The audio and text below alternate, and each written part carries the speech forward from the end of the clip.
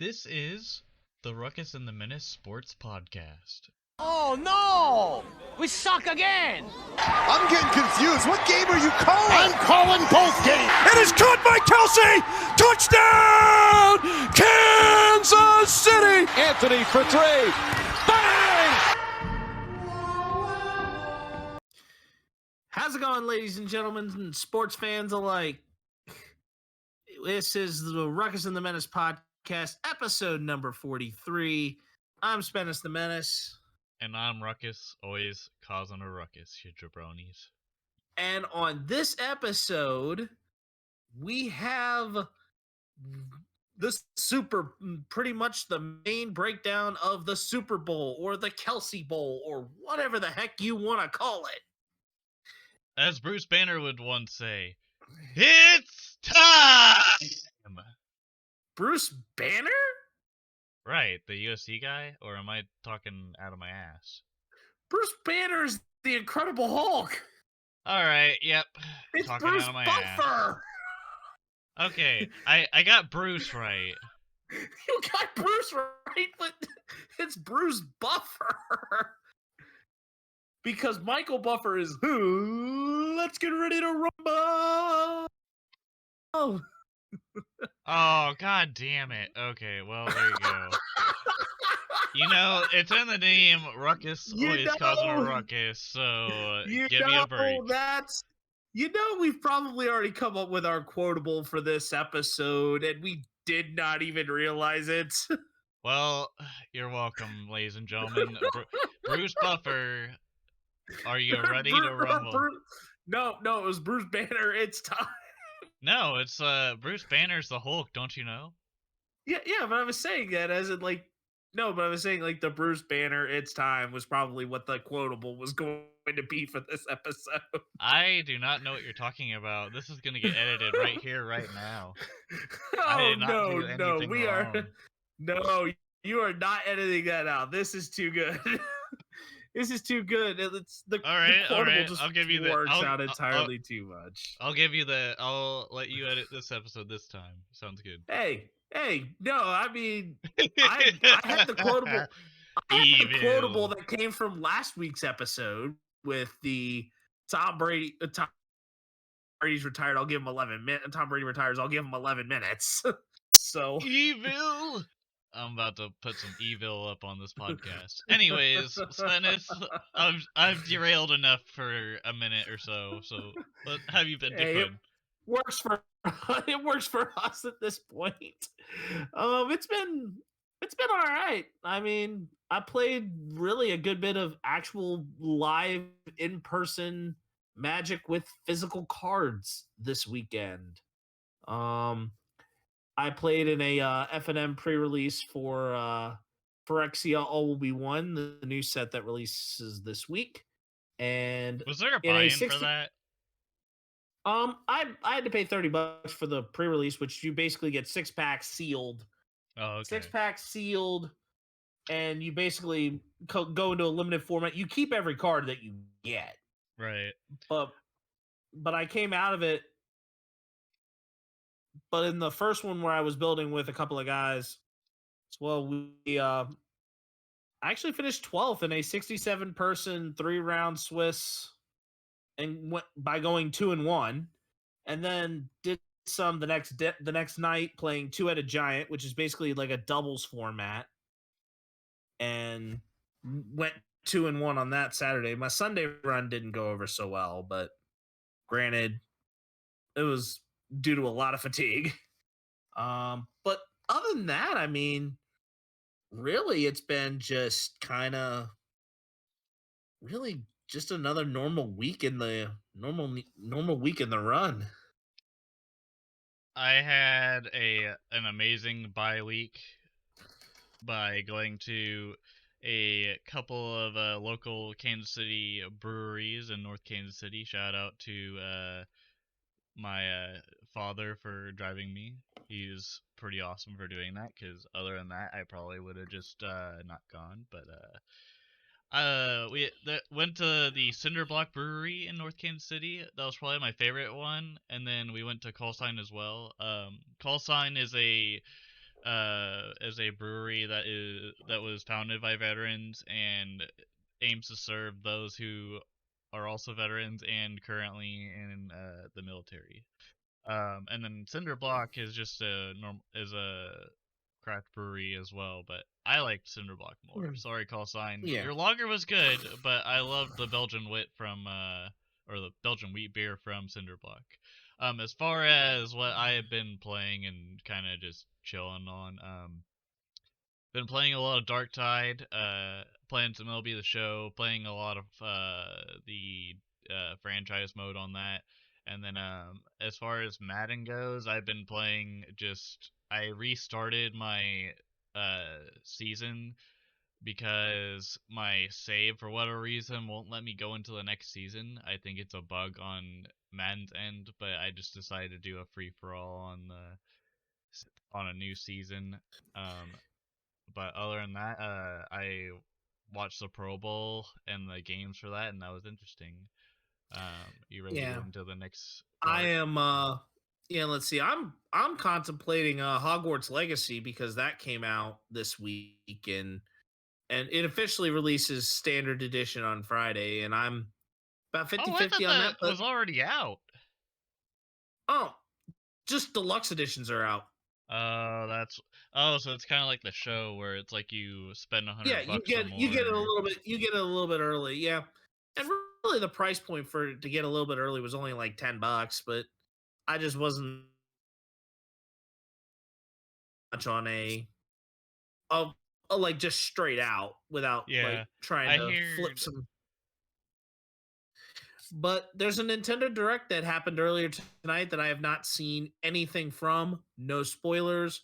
So that may affect my decision on whether I go immediately to the Hogwarts or do I try and play something something else Nintendo's got first. cheaper games, so I mean, by like ten Well, bucks, but yeah, but I'm also talking like I want my quality on right. PS5 too. If it's if it's a multi-platform game that's going to go to all three, I'm going to lean toward the PS5. But if it's like a Switch exclusive type thing, I'm going to land on that. But Yeah, it's just a matter of like what's coming out around that time frame. Atomic Heart comes out in about 14 days. Yeah, I'm I'm just I'm saying that's like the next release. I'm not saying you should get it. I already pre-ordered it yeah, though. I'm keeping it. No, but I'm saying like I'm keeping it. It's one that I'm keeping an eye out on. So Yeah. yeah, I haven't really played very much of anything from 2023 releases this year at this point because Jedi Survivor got pushed back. Yeah, I tried Hi-Fi Rush the other day. It was a shadow I wanted. release. I'm so bummed that I let go of my Xbox in order to kind of like free up money. I'm gonna be So honest with you. It's if you like those like kind of like music games where it's like oh, I'd beats have per enjoyed it. minute. No, I'd have enjoyed it. Yeah. I didn't like the storyline. I didn't like how corny it was, or like more of like a kid's feel it was. I thought it would be like a fun for all ages kind of thing, but in the sense of like, okay, it still appeals to like adults. For me, I was just kind of like, eh. And I was hoping it'd be more of like a Devil May Cry kind of aspect of combat, but it just feels like it's even more relaxed than that. And I was just like, Oh yeah. okay, no, no Oh thanks. no, but for me, I think I would have enjoyed that just simply because of how a little more relaxed it was. Plus, Yeah. it was something that I really would have wanted to like truly give a look to because it's an indie. It's an indie that I wish I would have gotten my hands on because I would have enjoyed it. I think it's not necessarily an indie. It's from the people that made The Evil Within. I don't think they're indie. I think they're made from 2K. Yeah, yeah, they might be. Yeah, it could be like a double or a triple or like a low end triple A. Who knows? Anyways, yeah. Yeah, let's get right to what we do. And we have really four notable football pieces to kind of get to, unless you see any other ones that really stick out. With Not that AJ I Green, haven't heard. AJ Green retiring. Brian Flores hired as the Vikings defensive coordinator. Steve Wilkes was also hired to be the 49ers defensive coordinator after D'Amico Ryans got the Texans job. Tom Brady says that he will start with Fox Sports in 2024 now that he is retired. This to me is actually a very good sign because this gives Greg Olson one more year at the top of the heap. And I was really getting into what Greg Olson was doing commentating wise for Fox at this point. I mean, people would think, oh, it's like, oh, he's boring, but it's like, no, he actually is one of the more insightful and unbiased professional commentators there is. I'm right there with you. I think, you know what I would think would be better if Brady and Olsen were the tag team, and then they had Burkhart be on the side. Because Burkhart, in my opinion, I don't know what sport he played before, but I'm not that big of a fan of him when it comes to football. I would rather him stick, because like I first was introduced to him through like the playoffs in the MLB, rather than someone that commentates or does broadcasting for the NFL. The NFL. Yeah. But who knows? It might be just that he knows his play by play and then leave the breaking down to Brady and Olsen. So a smarter version of Troy Aikman that knows when to shut his yap. Oh, Greg Olsen is completely different. I mean, I'm not talking about Greg Olsen. I'm talking about Tom Brady. My bad. I should have realized. I should have Tom clarified. Brady, it's hard to tell. I think it's hard to tell really with Tom Brady of what we're really going to get. I mean, if you've listened to the documentary he did, which it was more of like an interview slash what happened in history form, I think he'll be more formal about it. Aikman sometimes just doesn't shut up, and when he's with Joe Buck, it's not the greatest either. But still, Aikman still has his own opinions. Brady, I think, will be more formal about it, because if you've seen his repertoire and just how he talks to people and like respects one another, like I think he'll do a better job. I think him and Olsen will be a good pair, kind of like how you had Al Michaels and Tony Dungy as a pair in the Saturday playoff game that they had like weeks ago. You know, but I think even if you did that as a trio, that would work. But yeah, you could probably do that. Normally not known. But Fox is not normally known for doing that. Isn't Jay Glazer on Fox as well? I think Jay Glazer is in a different spot, but because I can see Burkhart being like Jay Glazer. I think he's actually like in studio. I think Glazer's actually in studio though. Yeah, I think he might be more in studio, like with Kurt Menefee, Howie Long, Terry Bradshaw, and Jimmy Johnson. It's just I don't think Jay Glazer makes any picks. You could also argue that Tom Brady doesn't start in the broadcast booth. He starts with like Strahan and crew. I would love to see him do that as well, but I think Gronk's been over there. Sean Payton is leaving there to coach Denver now, so that literally could be something. I mean, Fox will have a very good lineup. Oh, you mean that jabroni? Oh, you know exactly what a jabroni is. Yeah, he's a jabroni that decided to go over to the Broncos and then say that his team was going to... I was talking more of the definition of a jabroni. He is a fool. Yes, sir. Yeah, Broncos country. Let's ride and die with Sean Payton. Dude, hopefully Sean Payton has like a secret culinary degree so he could teach us how to actually cook instead of using an easy bake to do everything.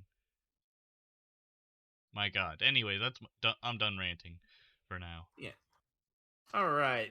The Pro Bowl games looked like it had a decent debut, but there are some things that could have been tweaked. I would have loved to see the people. I mean, for flag football, though. Here's the thing. Here's my opinion on that.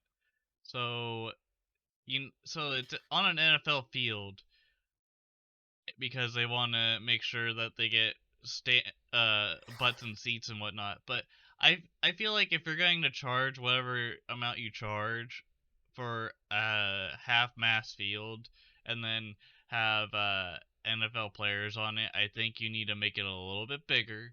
Maybe use a uh like a in my opinion, I think they should make the tickets cheaper, make them either play on like a college field or something else, and not a NFL football field. Maybe use an NFL football field for other things, because to me it just felt like it wasn't, like we said, it's not perfect, but I think they definitely need to make the football field bigger for flag football. It felt like a grown ass man was dunking on like a little Tykes basketball goal. Yeah, but in flag football, because you're just having to go for a flag, how many big plays are you really going to expect? I mean, we had Especially a lot of playing good big plays. We had the Devontae Adams Tyreek Hill play. We had the CD Lamb catch. We had a lot of big plays actually. I mean, they weren't it's like amazing, but they were still big plays. yeah, I mean, you could maybe like give it a little more yardage, but I wouldn't go much further than the like the size of what the yard is in Madden. And I I don't was even just know if, thinking like 80 yards maybe. yeah, that's what I'm saying. Like I don't even know what the size, I can't remember what the size of the yard of like a yard field in Madden is, but maybe something a little closer to that. Oh, I see what you're talking about. Yeah, that street ball Like one. the yard mode, yeah. But now to move to baseball, the Dodgers will be retiring number 34, which I'm sure you know exactly whose number that is for the Dodgers. Fernando. Valenzuela. Yep, they will be retiring that number in August. And in breaking news, the three notable point guards have been traded around in a three-team deal. The Lakers will get D'Angelo Russell. The Timberwolves will get Mike Conley, and the Jazz will get Russell Westbrook. A Russell for a Russell over in LA Nation, I guess you could say, or the Lake Show. So the question is, which of these three teams, especially in terms of their main pieces that they dealt, is getting the biggest benefit? Um, I already kind of know what you're thinking. I'm still going with my gut that D'Angelo Russell's gonna help. Yes, you lost probably one of like the more like AAA point guards out there. AAA meaning like one of the bigger named ones, not necessarily the greatest. Oh, Westbrook just didn't fit there. Yeah. Westbrook just didn't fit. Russell's a good shooting guard / point guard, but you could still use Schroeder whenever you need to, or other players. But LeBron can also play point guard because he's pretty much a ball hawk. But I Yeah, mean, so it kind of will really move D'Angelo to kind of like a two slot when LeBron goes point forward. yeah. My benefit is that it's going to be to Mike Conley and actually going to the Minnesota Timberwolves. Does he have a Because nickname? I don't know if Conley does or not. I mean, there's really no I would major call him the name. Con Man because Conley, but Con Man. I don't know. But he's a left-handed point guard, plays solid 3 and D, can do a good bit of playmaking, and the Timberwolves did not really have to give up all that much. And they pick up Nickeil Alexander-Walker to kind of complement Anthony Edwards as well and back up him. So I think that the Timberwolves got deeper, and I think they may even become like a more viable playoff contender if all gels well. For sure, for sure.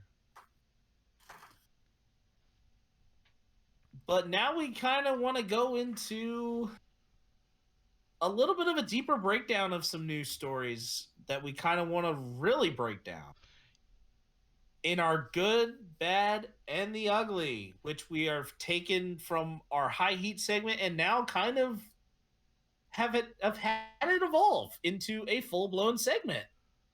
Doo-doo-doo-doo-doo. Whoa, whoa, Seriously, Ruckus, whoa. I think you were going for it. It just never made its way over. But It that's did. It did. yeah, Whoa, whoa, whoa. See, it even says it on our prompter that no one can see. yeah, yeah. I caught where you were going with that. All right, so I'm gonna say that really there were two major things that were good in sports this week, and the first one I think, even though I unveiled it to you, I'll let you go ahead and do the honors, Ruckus, on it. All right, ladies and gentlemen. So, for what's good in sports this week, MLB The Show is bringing the Negro Leagues into their game. As before, it was kind of like they did it like in a Diamond Dynasty challenge thing. So, like you had like a couple of guys, and you had Jackie Robinson for a couple of years as well. But anyways, they're adding Satchel Paige, the late great Buck O'Neill of the Kansas City Monarchs that most recently got into the Hall of Fame, Rube Foster, Hilton Smith, Hank Thompson, and John Dalton, and Martin, is it Dahigo or Dingo Yeah, or there you go. Yeah. along with like I said, Jackie Robinson. Yep. And I am very happy that they're bringing this into it, and also they're bringing in uh Bob Kendrick I as Yeah, the as Negro like League's really the person ambassador, narrating the segments. Yep.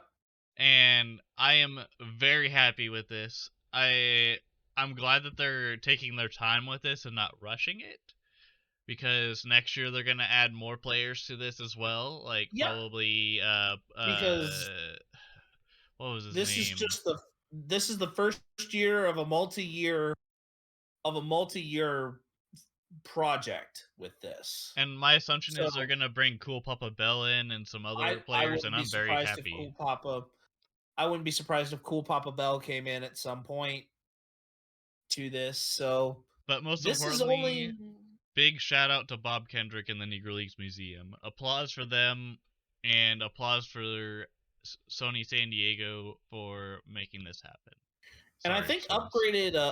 upgraded editions actually how the $1 used to go to the Jackie Robinson Foundation. I believe it's actually going into the Negro League museum for the next couple of years. Round of applause for that too. That's a great cause, and Bob Kendrick is a great guy. Yep. But the other one that I'm throwing in for the good happened last night, as LeBron James has now become the NBA's all-time leading scorer, passing Kareem Abdul-Jabbar's mark.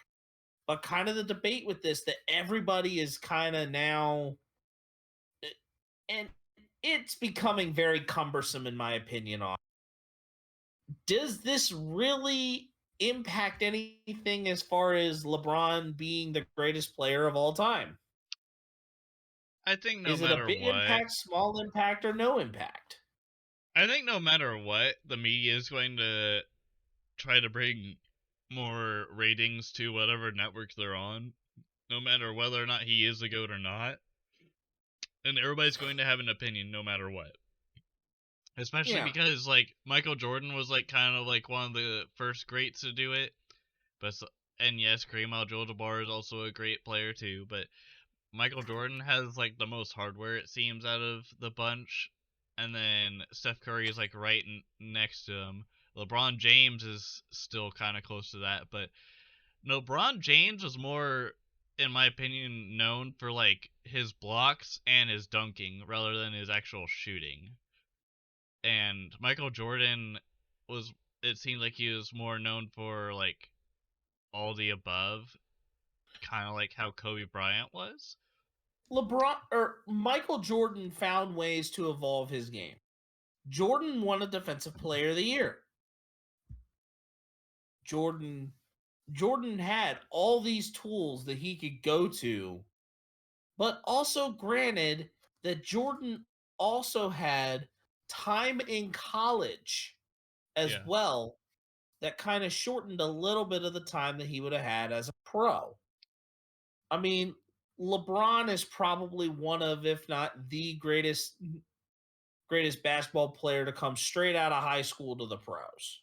Yes. And I mean, also LeBron had spent more time, I feel like, on his body compared to Michael Jordan. But Michael and Jordan was in taking a time where it was an older time in the league, and not many players made it as long as Michael Jordan could have done it too. So I mean, I think if Michael Jordan would have had like all of the more modern things that were able to have him take care of his body like a LeBron, he probably would have played into his mid 40s, maybe even into his 50s they're telling me it before would have been retired. more like a Mike Tyson situation where he's like old but he's still fit and can still knock you out in a sense, but that's probably not the same comparison.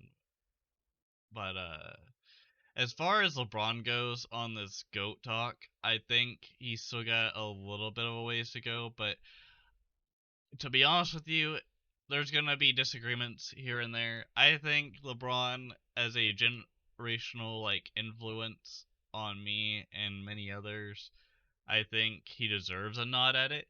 But I wouldn't say technically that he is the greatest of all time. He's a generational player, very much like Kobe, very much like LeBron, Magic and Bird, Jordan. And it just mattered more of like which generation did you really fit. Yeah, And kind of for me, I was literally between the late stages of the Jordan generation and the early stages of the Kobe generation. I grew up on Kobe and Paul Pierce, Kevin Garnett, all those guys. Those Yeah. were my dogs. And Kobe Bryant, just seeing the true just like athleticism he had, no matter if his leg was broken. I hate to compare him to Patrick Mahomes, but like Mahomes also played through injuries. But my man Kobe over here, he didn't give a damn if his leg was broken. He would still play because even before his death, like he even would tell his wife Vanessa, because she was like, "Why are you playing on this leg, like on your injury? Like you should like chill out." And he said, "No, like these fans paid good money and saved up good money to see me play. I'm gonna play and show them give them my best." And he didn't Yep. necessarily have like super teams. He had he had the dynamic duo of him and Jack at the beginning of his career, but other than that, like he had Lamar Odom, which I mean, if you count him as a super guy, he's decent. Pau Pau Gasol, Gasol, Derek and Fisher, Andrew Bynum back when he was relevant. yeah, and then Meta World Peace, also aka Ron Artest. You had Big Shot. He had Big Shot Bob. He had Brian Shaw. He had Rick Fox, Sasha, what? Sasha Vujacic, Yes. Sasha Um, Vujacic. So he had like viable pieces around it. but not like goat ones like you'd because like LeBron had Dwayne Wade, Chris Bosh, Ray Allen at one point, and now he's got all these pieces like Anthony Davis. He had Dwight Howard. Like they had an all-star team, and they still do, but like not at the scale of what it used to be. But my point is, Kobe Bryant he was on the grind, and I used to always imitate his fadeaway or like his like kind of turn and then fade away three.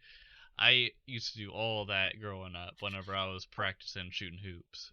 But still, it was always iconic. Like whenever you would go to the trash can and you just go Kobe. You ain't Mhm. saying LeBron. You ain't saying Steph Curry. You ain't saying Michael Jordan. It was Kobe.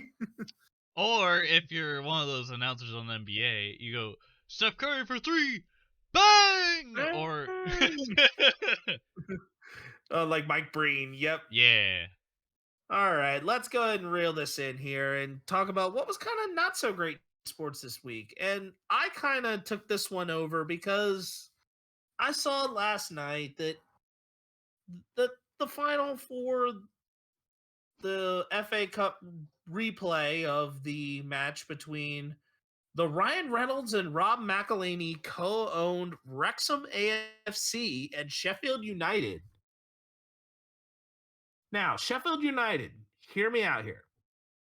They're about 2 levels up from where Wrexham is in terms of that ranking, in terms of like the premiership rankings. so they literally wrecked him.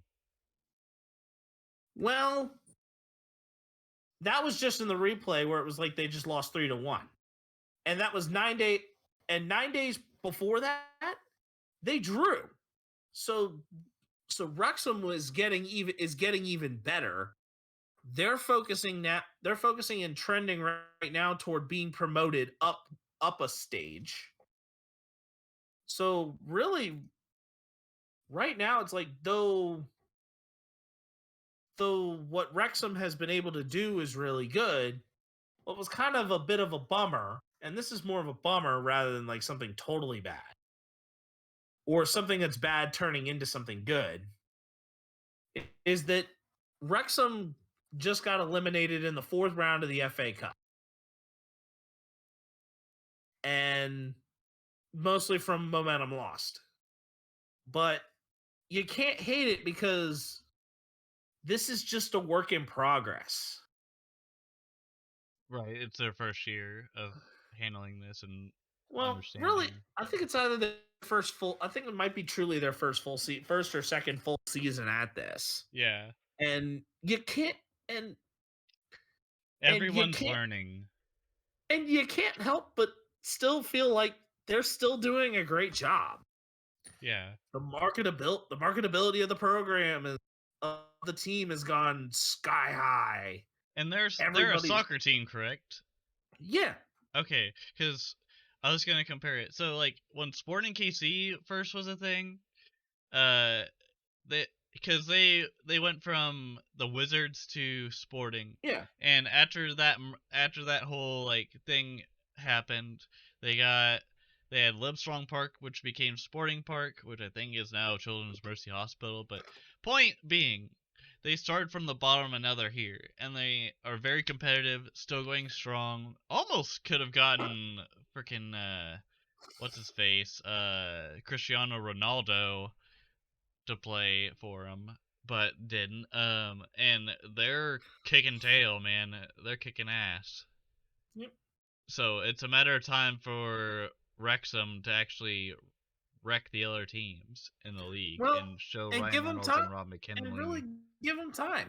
Like give them time because here's what this does is that as they kind of start climbing, they're going to be able to eventually work their way to possibly having some better players want to come in. The gang tries to find better players. Sorry, that's an Always Sunny joke. Yeah, but considering, but I will say considering that does land because McElhenney, it's always sunny. So And we'll be so talking I'm about Philly stuff later. yeah. So I can't complain. I can't complain about that. But now we get down to the downright ugly in sports this week. Wah, wah. Uh, um, Kyrie Irving and the trade to the Dallas Mavericks. Dude, if this But was an episode of Shark Tank, Mark Cuban would have probably said, "I'm sorry, but I'm out." But instead, he was like, "I'm sorry, but yes, and for that please." reason I'm in. And it irks me a bit in terms of how the team chemistry is going to look like as far as who is going to command the ball. I But mean, yeah, go. but there's a reason that I will mention that even though this is the whole situation is downright ugly in terms of how this kind of happened, the person behind it as to why I will mention later, and that this is quite a he had to have some major stones in order to pull this thing off. Yeah, he had to have the stones to be able to do this. And yeah, I've heard people say it was like, oh, this is a deal based off of pettiness, I'm like, the petty wop can kind of be set aside because he because of reasons why, really, on both sides.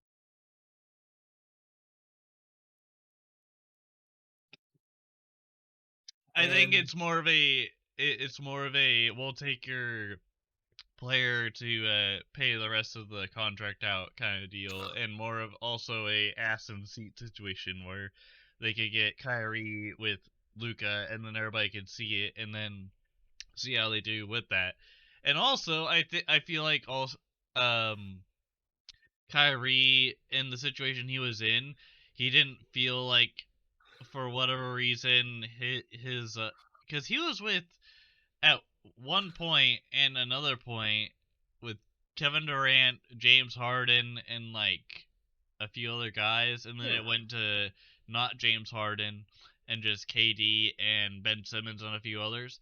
Maybe he felt like his voice wasn't heard, but at the same time he just didn't give a shit and just decided, hey, let's I want to do it this way, and then the management just said, well, sorry, you're either part of the ship, part of the crew, or you're just pretty much on your own. Like, and he probably was like, well, screw you. I want to like go somewhere else where I feel more like involved, I guess you could say. no, but I think there were other bigger issues. Well, Like besides that, yeah, there were other bigger fish to fry, like not and getting other vaccinated and regulation and stuff too. and other major things that were kind of going on along the grand landscape of things that just all of a sudden just were big thorns in the side. It was better for that to just be yanked out and gone to a place where really he had no choice but to You go. you know what we call this? We call this a sabotage. Ah! You said thorn in my side, and it reminded me of sabotage. Beastie Boys. I knew you were going with the Beastie Boys, but I don't know if that was necessarily where That's what Mark I would have Cuban gone was with that. sort of thinking, because like, not only did Mark Cuban think that, Elon Musk thought that at one point in one of his interview, or not interview, one of his showcases, whenever he was advertising his Teslas. Yep. But now that we've kind of gotten through that, we're actually going to change something up a little bit. And we are going to kind of tease the Super Bowl in a primetime game type of way early on. Earlier on than the podcast than what we usually do. And last week, Ruckus and I both were doing Name That Pro Bowler, where I kind of took the cake again, winning 16-4. But this week we are doing Super Bowl grid trivia, where Ruckus and I again go to the 3x3 grid, and the challenge will include the requirements of teams and even certain Super Bowl accomplishments. All right, Ruckus, what is your grid structure All right, across? so across, we have the Steelers, Then Okay. next to that we have the Chiefs. And then next to that we have the 49ers. Okay, and your verticals?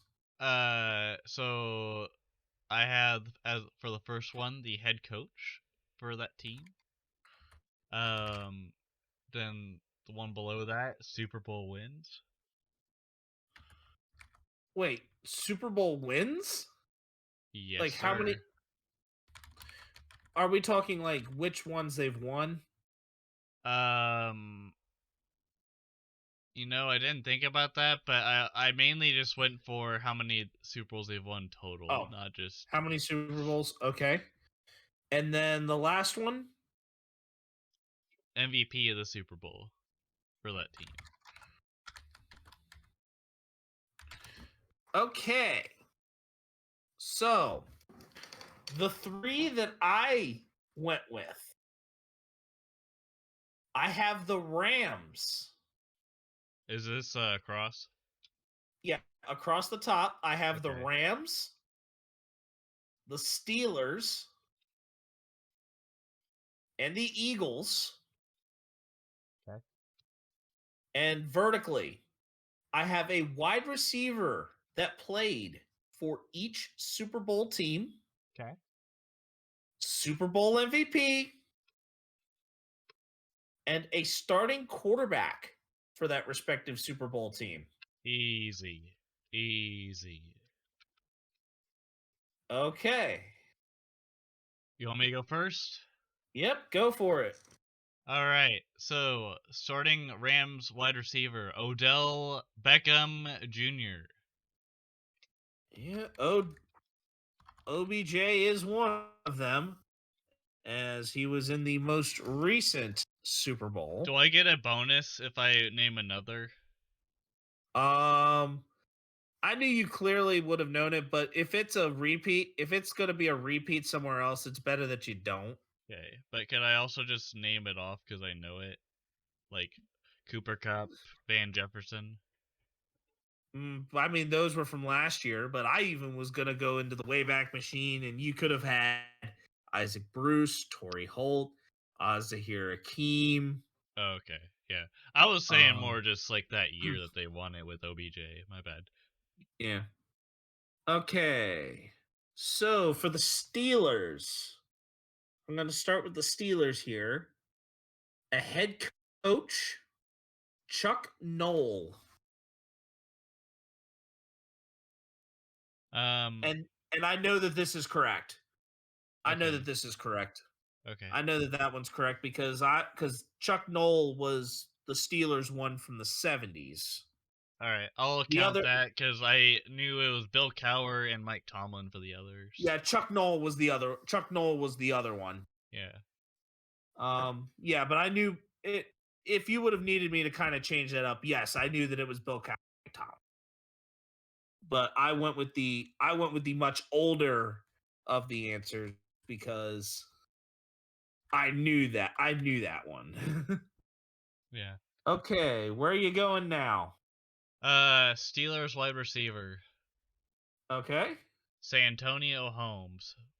Yep, that is correct. I could have also gone Hines Ward as well, but Um, as a honorable mention, but that's all I'm saying. yep. All right. Steelers Super Bowl wins. They have won 6 of them. Correctamundo. I get reminded that every time by my supervisor. Shout out to my supervisor. That is a hater Okay. of any other team that doesn't have more than 6 Super Bowl wins. Yeah, I put that out there because he reminds us every freaking day. Okay, what you got? Okay. Blah, blah. I'm gonna go Rams MVP. Cooper Cup. Yep, that is correct. Cooper Cup won it last year. Yep, spelling with C or not C Kupp. Yep, I knew that. Okay, Steelers Super Bowl MVP. Though I know also that Lynn Swan does count. The one that I am going to give you, though, from Super Bowl 40, Hines Ward. Yes, sir. Yep, the one I'm going to give you is Hines Ward. All right. What you got?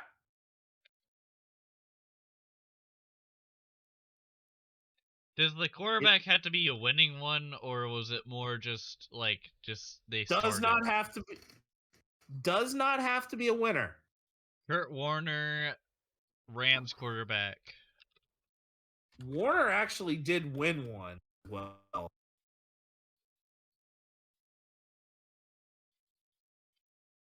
Warner did win one. Yeah. So, okay. Though I think the fun part about the Chiefs is that I know of the name of the old coach that did it, but the head coach I will give you just because I also know this one would also be Andy Reid. Yes, sir. Do you And I want think me it to was tell Hank. you? I think it was Hank Stram. Yes, sir. I'll give you Yeah, both. that was the other. Yeah, that was the other one. I knew the name Hank Stram. It was just a matter of There's a production team named, I think, at 656 TPT, which is like the famous play that the Chiefs used in the Super Bowl 4. Yep. All right. So what you got? I'm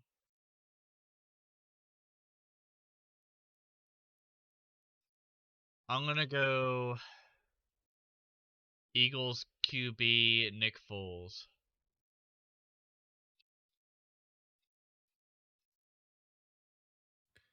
Because he was the backup for Carson Wentz. Though this is correct,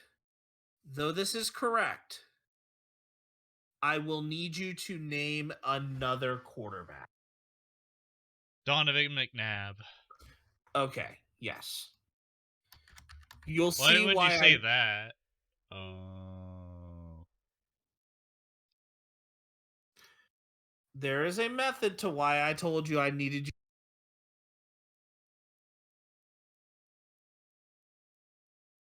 You'll see why I did what I did. Okay. So now I will go straight to the Chiefs Super Bowl MVP, and that is Patrick Mahomes. Yes, sir. Okay. So we are at 5-5.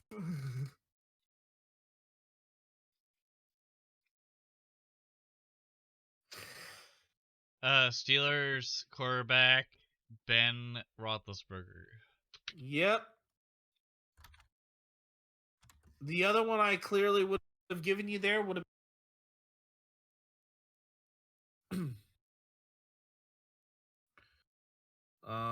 But Big Ben is correct. Chiefs Super Bowl wins. They have won 2. Yes, sir. Currently. They have currently won 2. All right. So here's what you have left. You have a Eagles receiver who played in a Super Bowl. Steelers and Eagles Super Bowl MVPs.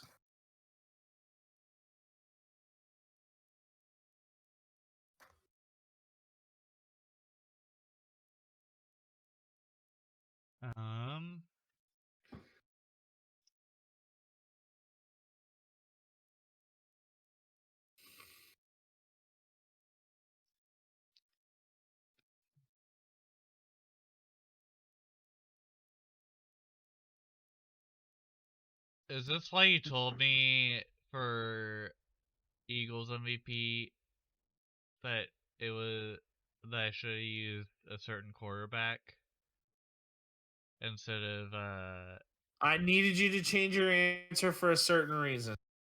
So Because who do you have for me as quarterback for the Eagles? You have McNabb. Okay, thank you. So for that reason, I'm gonna go Nick Foles. MVP Yep. Eagles. Yep.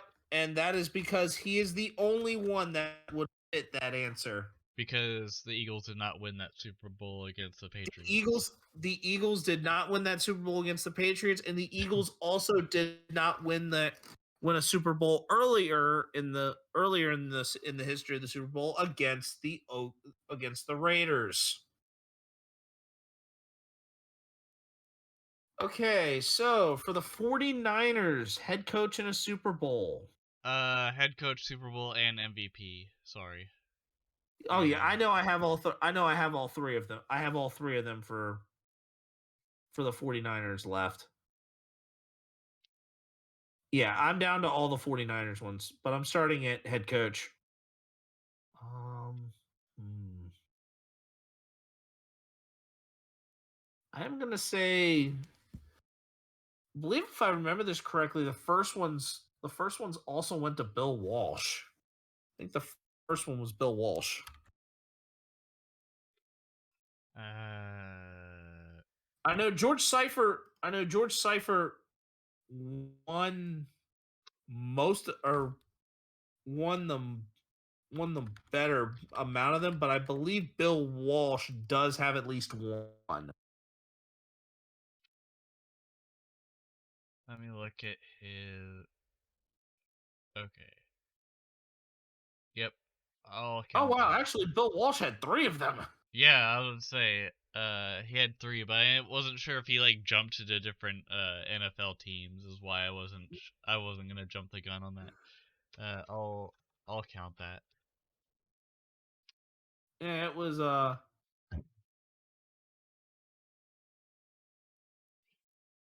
yeah, he went through like most of them, but then the other ones that clearly would have counted would have been Kyle Shanahan, George Seifert.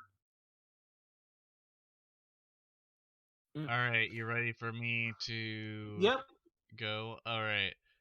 So Eagles wide receiver for. Okay, never mind. I'm gonna skip that one for now. Or actually, could I do one that's for the current Super Bowl 57 that hasn't happened yet, or is that cheating? Um, I would not use any current Eagles at the moment because the game has played.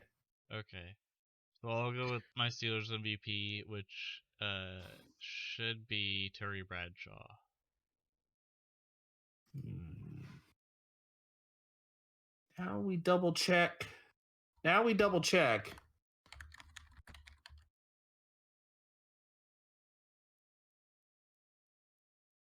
Yes, Terry Bradshaw does have a Super Bowl MVP. Bradshaw had two of them. The other two were yeah, that's cuz I think the other two went to the other one that I clearly gave you. Or no, one of them ended up going to the Hines other one that I Ward gave you.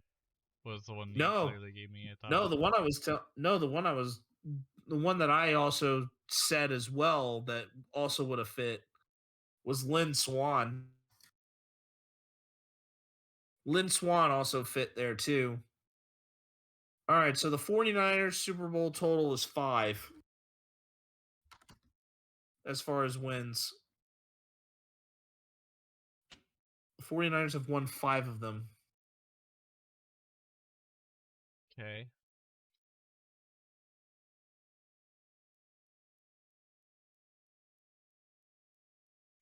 Sure you're Trying to figure yeah. out who played wide receiver for the Eagles, and I think I actually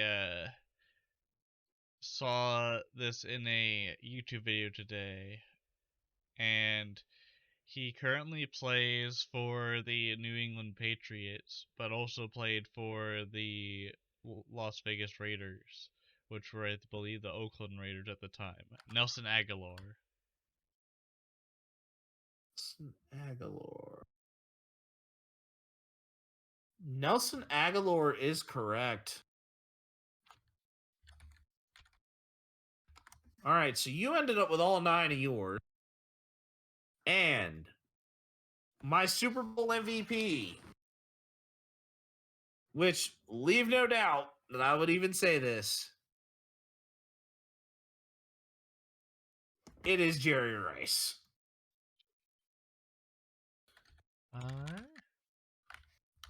It is Jerry Rice who he does have one of them. Yep. So we both.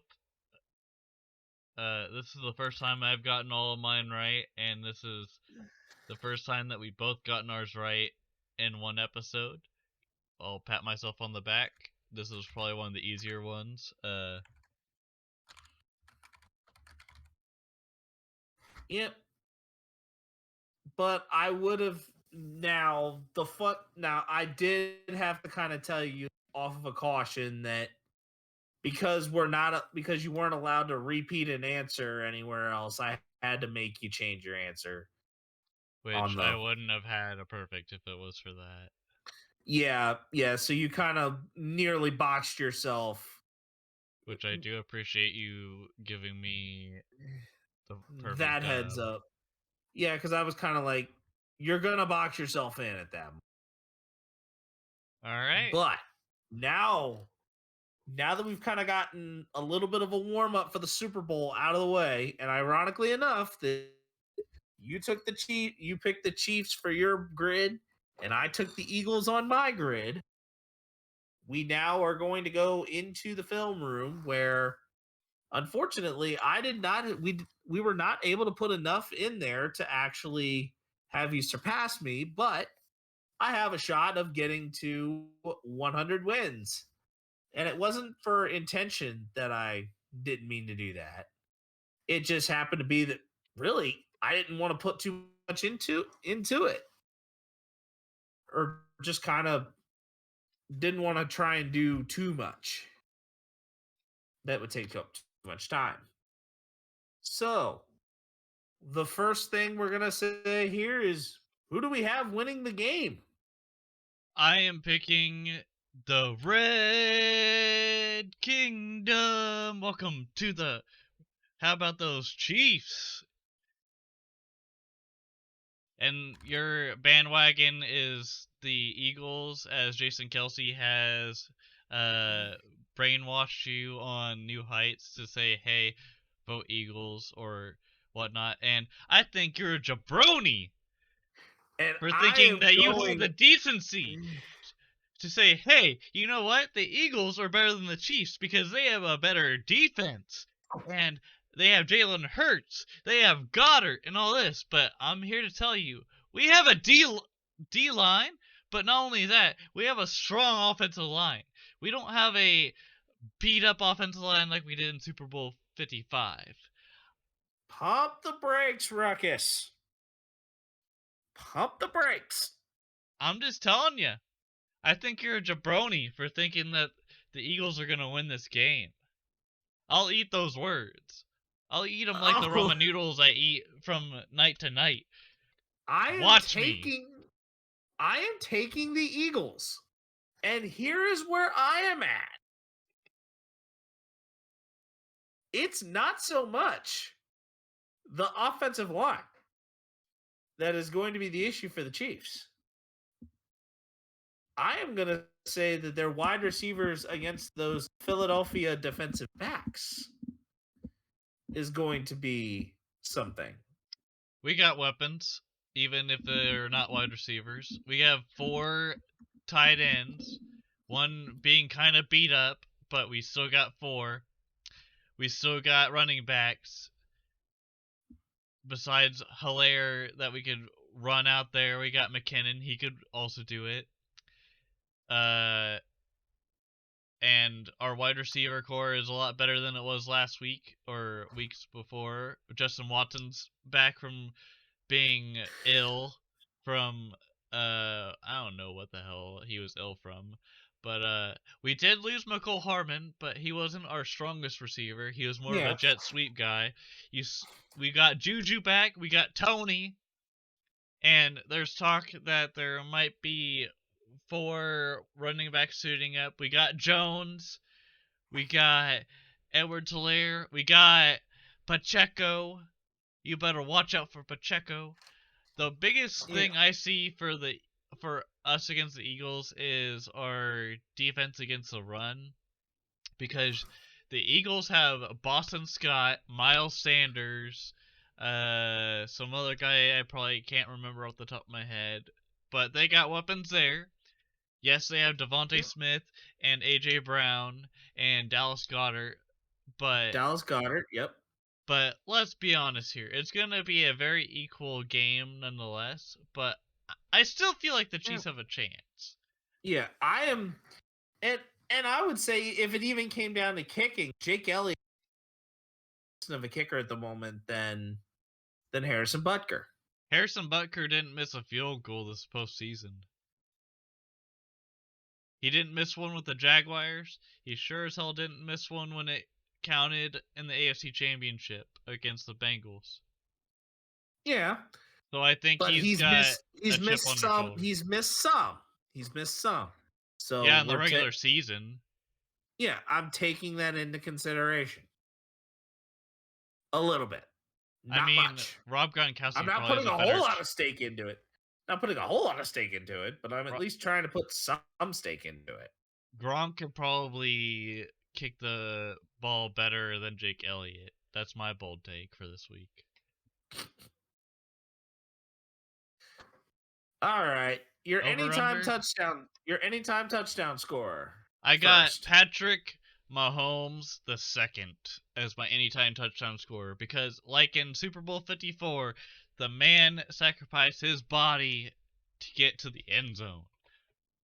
Now, this is not talking a passing touchdown. Passing touchdowns do not count in this. He could run it in too. I've seen him do it in the Super Bowl. Oh, I know. I know. I just was letting you know. And I'm just letting you know that's my anytime touchdown scorer. I could have said Kelsey, but that would just be too easy. Though you think I'm drinking the Kool-Aid from the Fat Batman, I am taking Swole Batman as my Skinny Batman. Is Skinny Batman Devontae Smith or is it Darius Slay? Skinny Batman is Devontae Smith. Swole Batman is AJ Brown.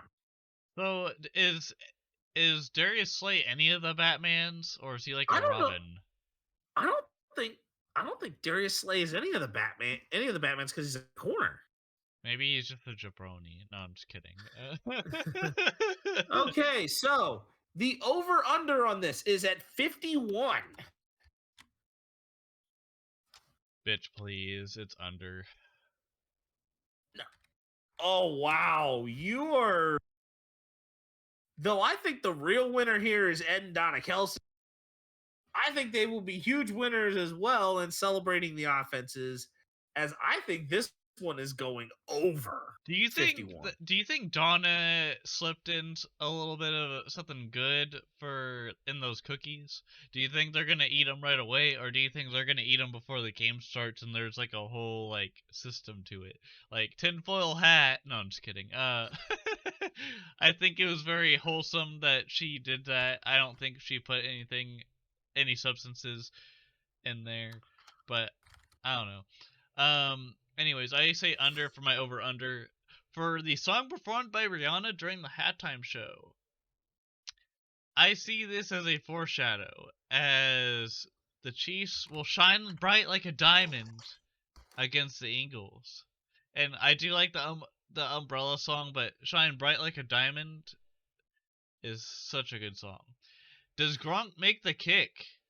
Yeah, I am taking Umbrella for Rihanna because it's clearly, obviously, like it's a safe fundamental pick to make. And I actually got my Dr. Dre one right last year with the next episode. So hold up. I think Gronk does not make the kick. Wow. Because the house always wins, and I think they're picking Gronk to say no.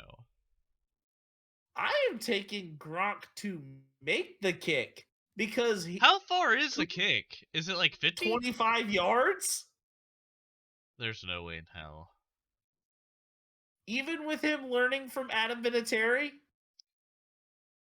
You can't teach an old dog new tricks. Gronk ain't that old. He's retired, for God's sake. Do you... We'll see. I actually was listening to that episode of New Heights with Gronk, and Gronk was showing that he was capable of making that kick. I think you'll get too drunk or too amped up and then miss it. If you've ever seen King of the Hill in the episode where a former Dallas Cowboy player threw the football instead of Hank throwing it into a silo that had a hole in it, you would probably realize that that player did not throw it to the best of his ability and miss the silo, whereas Hank Hill practiced his ass off and managed and thought he could do it. Anyways, so more yards? Question mark. Mahomes or Hurts? I think it's gonna be Mahomes. No question about it. If his wide receivers are healthy. I am seconding that motion, but I think that it is going to come down to Mahomes making mistakes. And Mahomes on a high ankle sprain. High ankle sprains, Drake even said it, that like a sprained ankle, it's nothing to play with. And even though Mahomes is playing with a high ankle sprain, I think that ankle is going to cause a couple of mistakes in there. Even though it'll end up with a lot of yards, I think it's going to end up with a few mistakes that will end up giving the Eagles the momentum.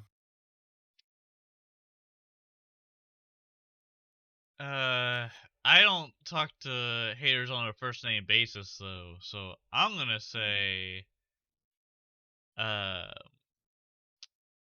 I'm gonna say for the Super Bowl MVP offense or defense, I'm gonna say the offense of Patrick Mahomes. Yeah, Because we're also the number one scoring offense in the NFL. You guys are the Eagles are like number 2 or 3. And then the defense is a little bit better. But we did the same shit to the 49ers back before they went on that crazy win streak. And this is when I believe no, we didn't beat up Jimmy G, but we took him out of the game because we were beating him so bad, and they had one of the better defenses out there. But we will see.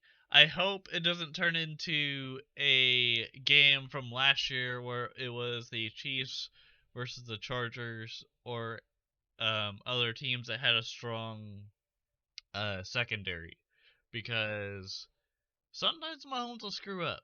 I'm not gonna say they're perfect, but I'm thinking there's a chip on everybody's shoulder here compared to between Super Bowl 54 and 55. 55, the O-line was a complete wreck, and Mahomes was running for his life. And he was also hurt at that point too. And the Buccaneers just looked better in every way, but also that year was kind of a rough year too. Yeah, I am also taking offense quarterback, whether it is Mahomes or Hurts. That's a safe bet, to be honest. It is going to go to a quarterback. And now we go to another fun segment for us in the color commentary, where we will be doing a Super Bowl draft of what items are we picking based on these Super Bowl particulars. And the first round we're going to start with is the Super Bowl commercial, where we get to choose two.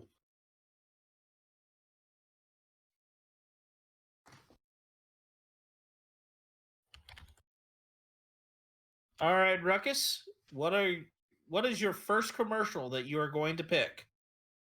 I'm gonna have to do the Stella Artois commercial with the dude from The Big Lebowski, where him and the lady from Sex and the City meet together eventually in the commercial, We where it is a Stella talking Sarah Artois. Jessica Parker. Yes. Okay. My first one that I am going with is a Snickers commercial, and it is the "You're playing like Betty White out there" commercial. Which they also did a William Dafoe version and a Yeah. Oh, another they've one. done a whole bunch of them, but the most famous one is the "You're playing like Betty White out there." Also, can I do my next one? Yep. Um so my second one would have to be um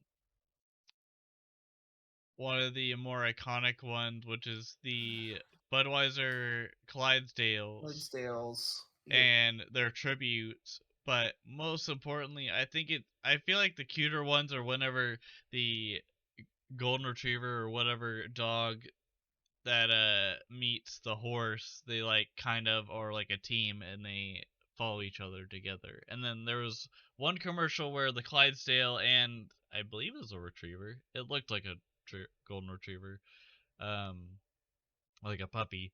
Uh, eventually followed the got followed by the Clydesdale. And in general, I like the cute little animal ones that they do. Yep. And my second one came from Reebok, and it was none other than Terry Tate, office linebacker. You had 15 minutes.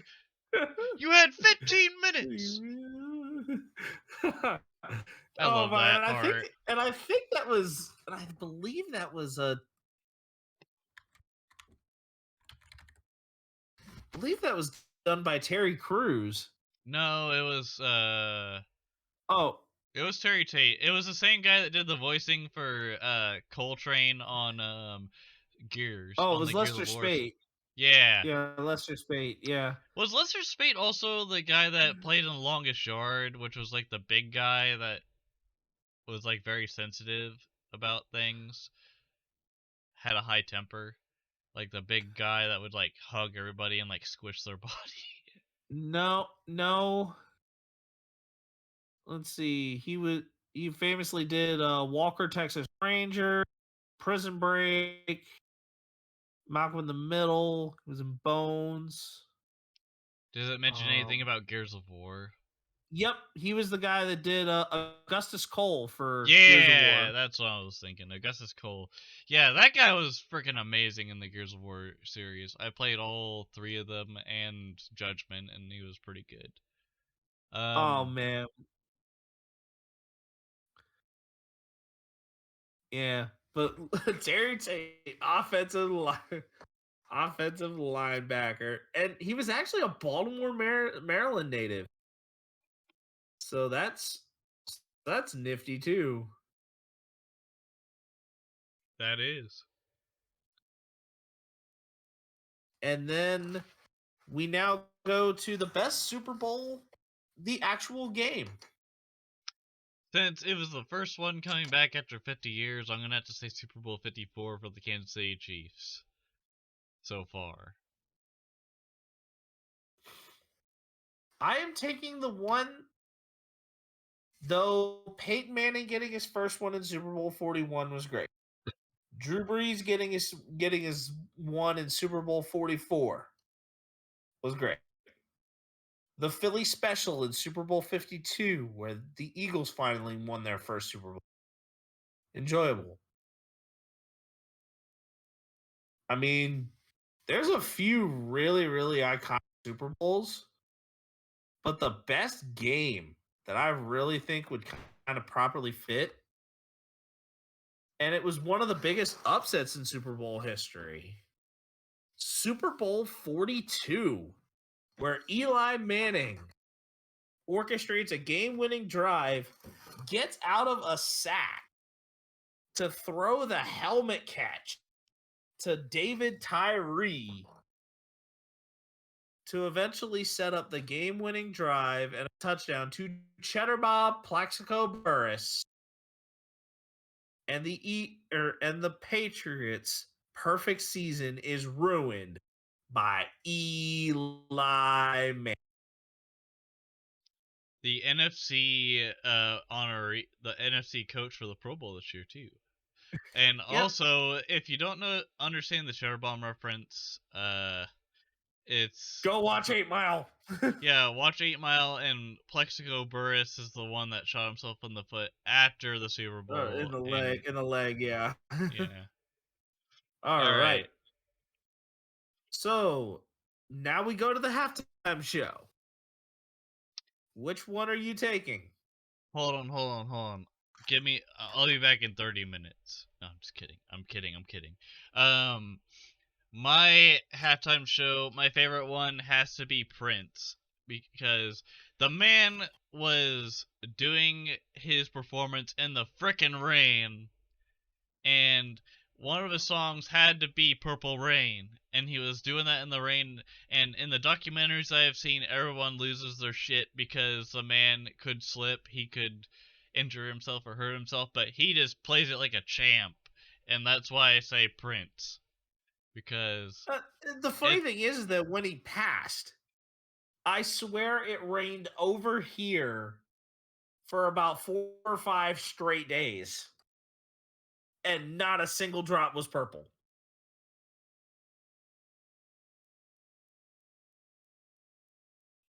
You're not getting where I'm going at there. I know. It just didn't. It wasn't. Go ahead. It wasn't registering. Though I would have also considered the 2001 one with the Kings of Rock Pop, and also last year's where they finally brought hip hop into the NFL Wait. Are you not going to bring up Travis Scott, which screwed up the Sweet Victory? Oh no, I'm actually talking like straight up like a full blown hip hop show. Yeah, Travis Scott from 2018. No.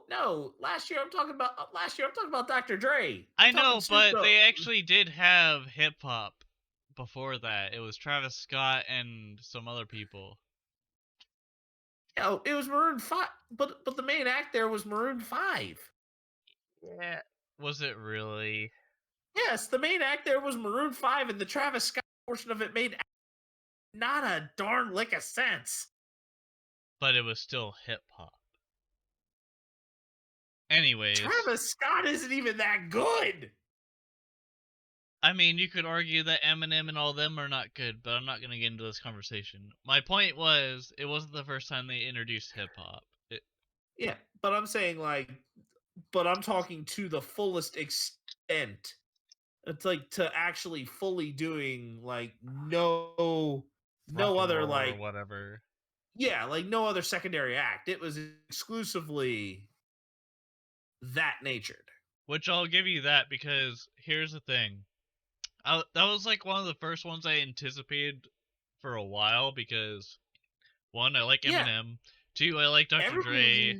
No one thought that 50 Cent was going to be there. We probably maybe thought a quarter of a cent was going to be there, or a dime. Oh, no, but he up there looking like a full dollar.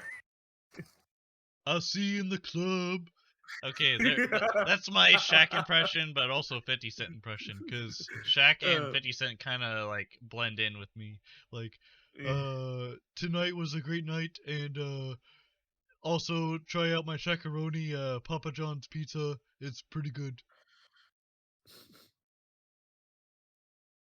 But my actual pick was Super Bowl 48, where Bruno Mars was the main act, but how he was able to then incorporate the Red Hot Chili Peppers. Goddamn right.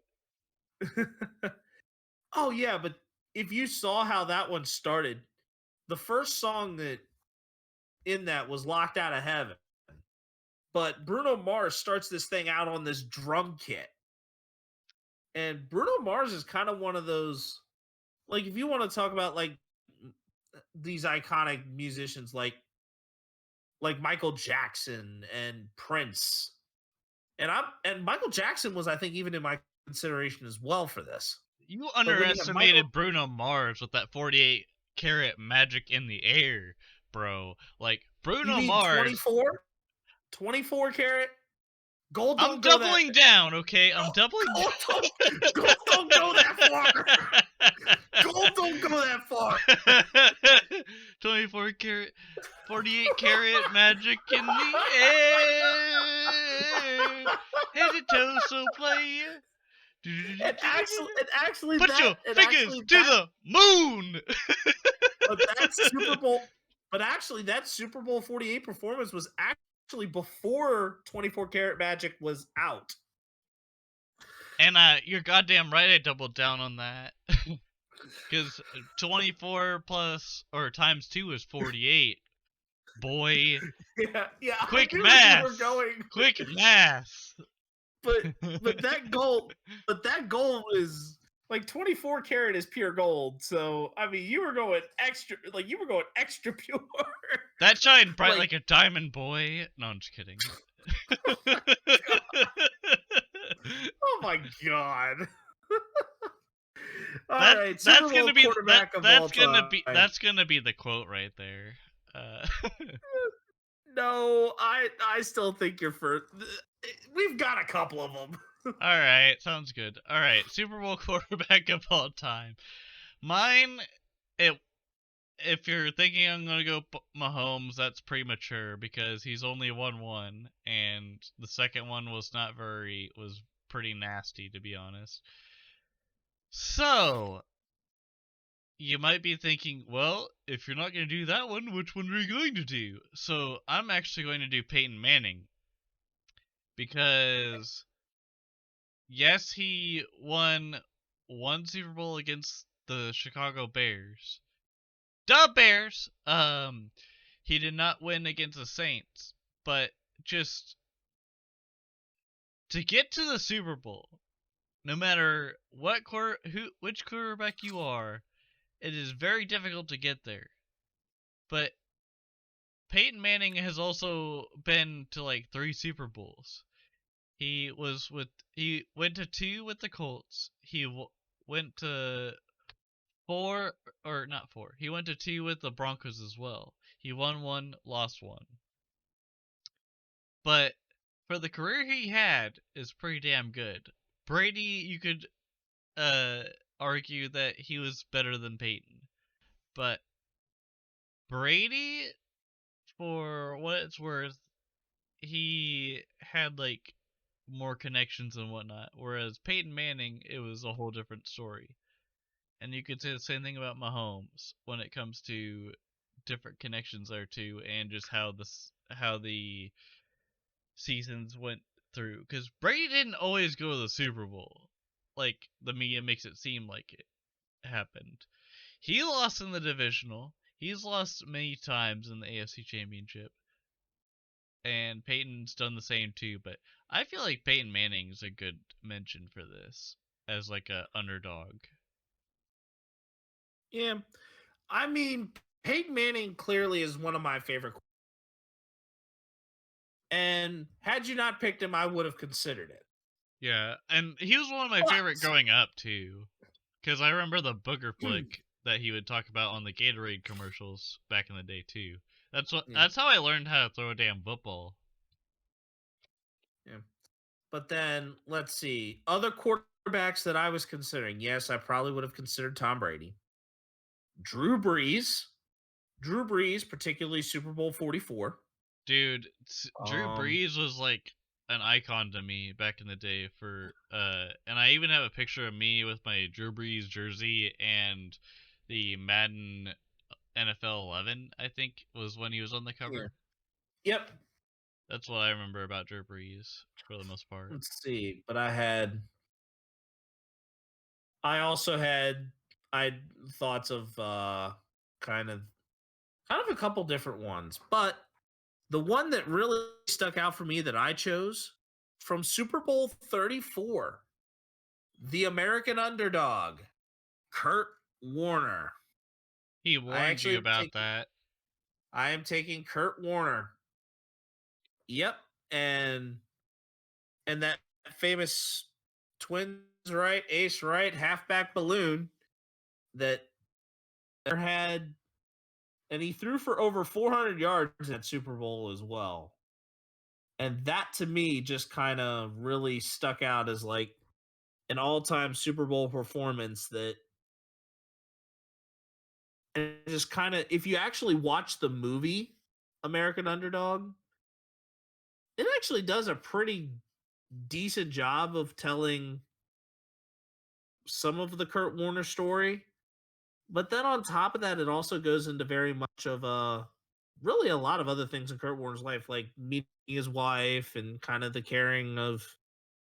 So then Zachary Levi does a great job as Kurt Warner in that film.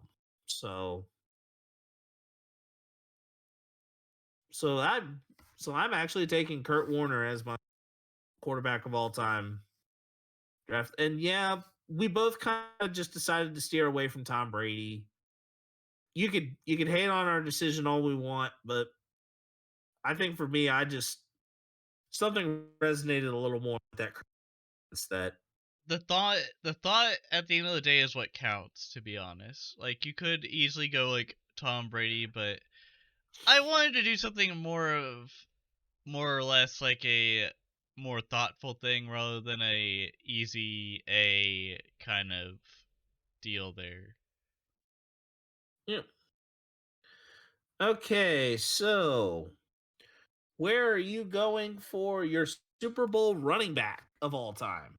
I'm going with the man, the myth, the legend, the OU Boomer Sooner, Damian Williams, as he is the true Super Bowl MVP for getting not one, but two touchdowns against 49ers in Super Bowl 54.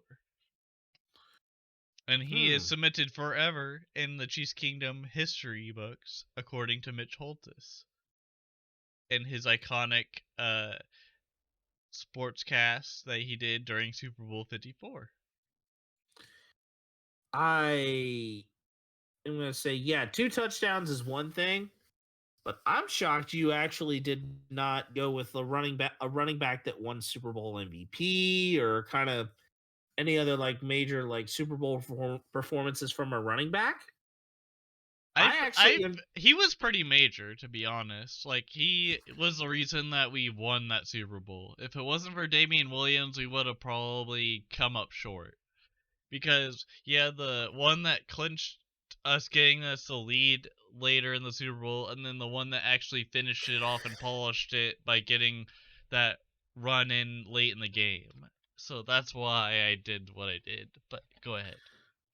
But I am taking a running back that won a Super Bowl MVP from Super Bowl 32. Terrell Davis is my pick for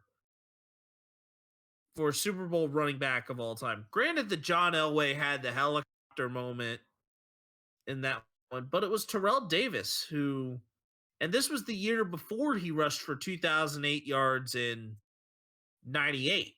This was the 1997 football season. So this was where Terrell Davis was really kind of starting to really click as a runner. And I was starting to click as a human being, as I was born in 97. Yeah. Yeah, so this one might have been just a little bit before like your actual time. But I had to go with this one because this was really me as a kid. Super Bowl wide receiver of all time. I'm going to have to go say Antonio Holmes of the Pittsburgh Steelers because of that iconic catch where he barely was in bounds with He his was out of tippy bounds. toes. He was out of bounds. But didn't they still call it a catch and a touchdown? Oh, they called it a catch, but here's the thing. He really did. I don't think he got foot down. Not even a tiptoe. I still believe that Santonio Holmes. I just remember that being an iconic moment in that Arizona Cardinals versus Steelers game. Oh, it was. Oh, don't get me wrong. I'm taking the iconic moment out of, or into that. Right. But and I was rooting for Arizona in that Super Bowl. But I still every time I watch that clip, it's like that second foot is not down. That second foot's not down. I need to really look at that clip anyways, but yeah. I see where you're headed. Yeah. Yeah, that I just don't think he got that second foot down. That was where my head was at.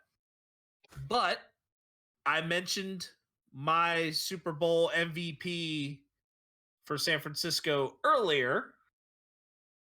He is also my Super Bowl wide receiver of all time, Jerry Rice, in Super Bowl 23. This one was granted before I was even born, or actually kind of as I was still about a couple months from being born. Or actually, no, Super Bowl 23, I think, would have been the late 80s, which was just before. But it was 11 catches for 215 yards and a tutty to be named a Super Bowl MVP. His 215 receiving yards remain the Super Bowl record. So I am taking Jerry Rice from Super Bowl 23 as my all-time wide receiver performance. Super Bowl defensive player. I'm gonna have to say Troy Polamalu for his head and shoulders, knees and toes.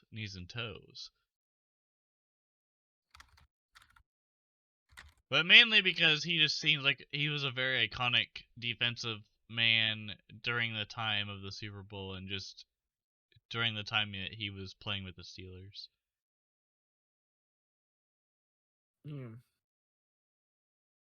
I am taking for mine. I am taking Von Miller. Texas A&M alumni, let's go! Yep, I actually want to look at the Super Bowl 50 box score to kind of actually get that truly. I actually want to get the box score on that to kind of actually highlight the Von Miller numbers here. Von Miller had 6 tackles, 5 of them solo, and had 2.5 sacks out of the 2.5 out of the 7 sacks that the Broncos had against the Carolina Panthers. And that to me is what makes Von Miller kind of that. Granted that it wasn't like definitive, because you still would have had James Harrison in that Pittsburgh Steelers Cardinals game in Super Bowl 43, where he took the 100-yarder back. But Von Miller, to me, I think just for how disruptive he was to the Panthers defense in that victory, that just screamed it just enough to kind of say that, to me, Von Miller is my pick. The Super Bowl party food. I'm gonna be honest with y'all for the listeners, I put homemade burgers and fries, but I think my most iconic party food was probably getting a pizza at Johnny C's that was a former pizza place near me um during Super Bowl 42 when with the iconic Patriots Giants Super Bowl. That was the main one I remember, and I just remember getting a pizza ordered and eating it at home. But I just remember going into that pizza place and watching it on the CRT TV that was like mounted in an awkward way as CRT TVs were, and just watching like the commercials and being like, "Oh my gosh, what's the next commercial like?" And then that. And that's how I got hooked into being like, "Oh, when's the next new commercial coming out?" Which is the iconic thing of the Super Bowl. But it's sad nowadays that the Super Bowls aren't as good. But anyways, go Okay. ahead. So when you're talking that Super Bowl, were you talking Super Bowl 42 or Super Bowl 46? Because those two teams have played each other twice. 42, because that was the one where they had the helmet catch. Oh yeah, the helmet catch. Yeah, yeah. I took chicken wing. I took the chicken wings because you can't go wrong with some well done, properly prepared chicken wings. You just can't. And if you've done it wrong, you've done it wrong. I mean, pizza is always a good icon, but for me, just if you get some good chicken wings, you know you've got yourself the right Super Bowl party. And the best play of a Super Bowl. Well, for mine, this is one that hasn't been talked about a whole lot, but for good reason. This was the Rose Bowl parade play during the Super Bowl 54 game between the Chiefs and the 49ers, where Damian Williams got the ball at the end, and I believe he got the first and goal to set up for the Patrick Mahomes quarter. It wasn't a QB sneak, but it was the fake that got him into the end zone as he scored a touchdown for himself. But my Yes, honorable mention would have to be the uh you're talking a helmet catch. I'm talking about the Wasp play where it was Mahomes to Tyreek Hill near the end of the game that helped us get that victory at the end for Super Bowl 54. Yeah. For me, I am actually, though I was rooting for the Colts in this Super Bowl, I cannot deny that this one particular play shifted the momentum of the game and really made Sean Payton, since it succeeded, look like a genius. And that is the second half opening onside kick Those in hips don't Super Bowl lie. 44. Because granted that Hank Baskett should have had that ball, but at the same time, once New Orleans got that ball, the momentum was completely all theirs. And they came away with Super Bowl 44. And I really can't complain that much about that. It was what it was. Honorable mention plays, obviously the helmet catch, the Manning to Manningham in Super Bowl 46. Um, there were there's a few, like there's other, the helicopter from John Elway, but I think that the second half onside kick in the Saint in the Colts and Saints Super Bowl 44 was probably the one moment that really stuck out. That and the Patriots Seahawks game where Russell Wilson got intercepted by a Seahawks or no. Yeah. No, Malcolm Butler, Yeah, Malcolm Butler. where Marshall, actually I think there was a play earlier in that where the receiver did almost like a Al Michaels, he did what? And that set up the Seahawks to get into that position where they should have went to Marshawn Lynch, or also known as Mr. I'm here so I don't get fined. Also aka Beast Mode. Oh, we know he's beast mode, but I was saying Mr. I'm here so I don't get fined because same Super Bowl where those famous words were uttered over and over and over again. Casually starts horking down Skittles. Yeah, but there were a couple of notable things there. But now we're gonna kind of start to close out here. What were our studs and duds of the week? All right, you want me to do both my stud and dud and honorable mention? Yep. All right, so my stud for this week was CeeDee Lamb catching for the NFC, second touchdown of the game. And for the honorable mention, I put Pat McAfee with his nod to Snoop Dogg for trying to get the NFC all together, because in game one they did not look good, and Pat McAfee was talking about how the possible nod to Snoop being that Snoop would enhance AFC's offensive ability by giving them herbals, which means marijuana.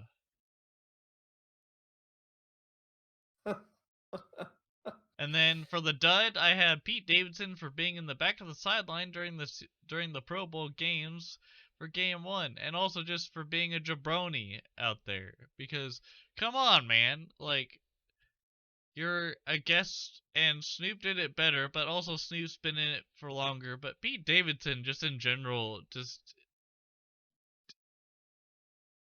I don't know, man. I feel like anyone else could have been better than him, but he wanted to be relevant for some reason. So that's why I have him as a dud, because the man should have been more involved. Okay, so my honorable goes to Amon-Ra St. Brown for winning the Pro Bowl game's best catch during the props round, where he partnered up with his brother Equinemius on the contest winner. The catch looked really good from what I saw. Like, and it actually was like a completely messed up throw. Like, the throw almost looked like it was messed up, but it turned out to be like one of those Bob Ross happy accidents. Yeah, it was better than what Stephon Diggs tried to do in his Pro Bowl games best catch, because that was just sad. Oh, it just didn't look as good. But my real stud for this week actually goes to the Brooklyn Nets owner, Joe Tsai, for his refusal to back down to Kyrie Irving and his demand to go to the Lakers by intentionally sending him to the Mavericks. Yes, this is the big bunch of petty wop that everyone was complaining about in this whole thing. But if you consider all of the thorns that were in Joe Tsai's side involving this, and kind of seeing how much of like really a liability was, and really just kind of didn't necessarily he found no reason to feel like Kyrie Irving even earned the right to have really a trade destination that he so wanted to be at, because he really didn't contribute to Brooklyn the way that he should have. It's petty, but it's that petty that can be respected.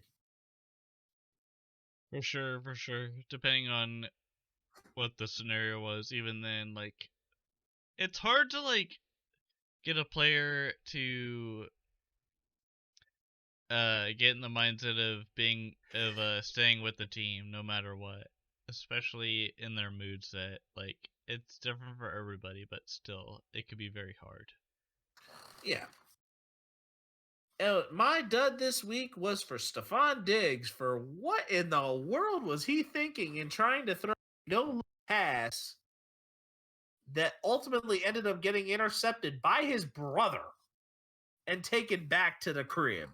At least the Buffalo Bills weren't playing the Raiders whenever uh that could have happened, where it could have been Diggs to Chandler Jones for a pick six at the end of the Oh game. my goodness, you're referencing the Patriots stolen pitch. Yep. Oh my gosh. And that ball actually almost looked like it slipped out of Stephon Diggs' hands as he was trying to even throw it. Like, Not like Mahomes though, where he ended up fumbling it.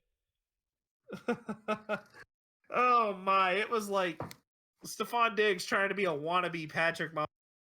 Sorry, no. It's Stephon, you're better off catching passes. And that's if he can catch him against with Josh Allen, though. Josh Allen with a healthy elbow. I think Stephon Diggs actually catches a good high percentage of them. I mean, Let's be honest, if you you can't look, catch them all, though. To be honest, this ain't Pokemon. but even it's then, better. like, it's very difficult depending on the weather and weather environment you have. Oh, but come on, really, all these receivers are going to be like Pokemon. They got to catch every single ball. Yep. Go ahead and take us out, Ruckus. All right, ladies and gentlemen, thank you for listening to this Super Bowl episode of the Ruckus and the Menace. I am Ruckus. And I'm Ruckus the Menace. Thank you once again for listening to this awesome sports podcast, as small as it is. We take pride in our work. Make sure to share this podcast with your homies and friends and relatives on social media or wherever you feel like sharing it. We leave a like on this video, share this with your friends, like I said. Yeah, I'm very blessed and happy to do what I love with talking sports with Spennis. Um, love you, my dog. That's about all I've got. Thank you for listening. Yep. Deuces. Deuces.